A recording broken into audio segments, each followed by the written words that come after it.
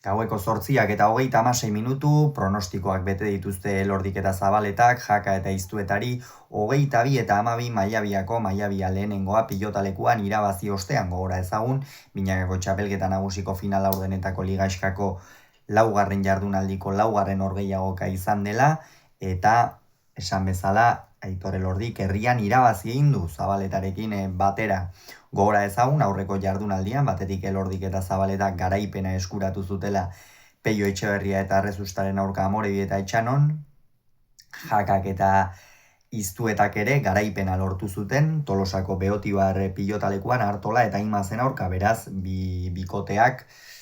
joko puntu honean iritsi dira gaurko honetara, Maiabian, eta Urdinek horrik jarraipena eman diote. Eta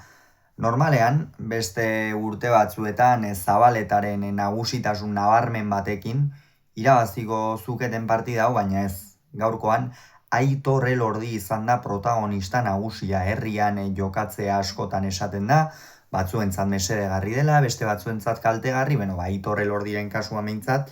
mesedegarri izan dela esan daiteke, erakustaldi handia eman baitu, Maiabiko aurrelariak, kolpez oso bizi ikusi dugu, ezker zein eskuin, eta atzean berme handia erakutsi duen Zabaleta batekin, Jakari abagune gutxi utzi dizkio errematerako, eta Iztuetak joan den astean haizea alde izan zutela jokatu zuten Tolosako Beatibarren, gaur dena aurka izan dute, askoz ere gehiago izan dira, Elordi eta Zabaleta 12 eta 6 aurreratu dira, hasieratik eraman dute aginte makila, eta, bigarren zatian ere ez dute erreakzionatzerik izan, inondik inora ere, eta, gaur Aitor Elordik, normalean Elordi boleaz eta ezker gantxoaren bitartez, nabarmentzen da, gaurkoa baina atzean asko behartu du Iztueta, kantxan denbora guztian alde batetik bestera ibiltzera bultzatu du, eta horrek meritu handia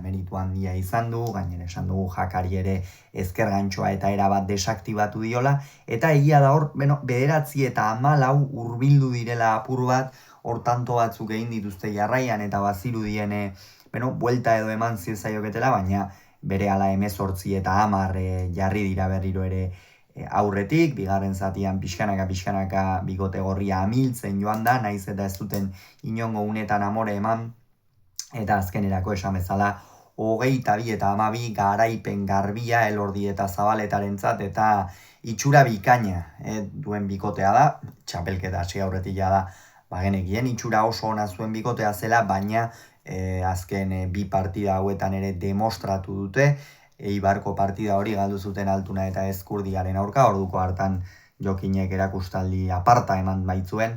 eta gaurkoan berriro ere, lehengo astean irabazita bigarren garaipena jarraian dute, eta lerro honetan jarraitzeko asmotan izango dira noski Elordi eta Zabaleta. Gogoratu beraz, une honetan, Jakak eta Iztuetak 2 puntu dituztela, eta Elordik eta Zabaletak berriz 3. hori lortu dute. Gogoratu Elordik eta Zabaletak 22, Jakak eta Iztuetak 12 Maiabian.